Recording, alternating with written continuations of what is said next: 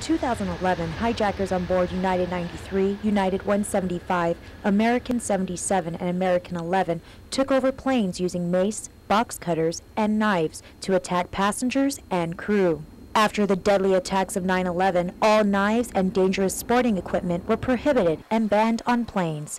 However, a recent policy change by the Transportation Security Administration will soon lift the ban on pocket knives, allowing them on board airplanes. A decision that has raised concern and opposition from the Coalition of Flight Attendant Unions, the Federal Law Enforcement Officers Association, the Coalition of Airline Pilots Associations, and the Federal Flight Deck Officers Association. Flight attendants from United Airlines met with Speaker Judy Wampat and Senator Tina Munoz-Barnes today seeking their help to keep knives off planes. United Airlines International Service Manager Benita Cruz. We are very concerned as a flight attendant group and members of our union that on April 25th that the Transportation Safety Administration will allow small knives on board our aircraft. These aircraft have been knife-free for the past 12 years now, and now the TSA has decided that they're going to re-admit them onto the aircraft. As flight attendants, we are very concerned about continuing that aspect of safety.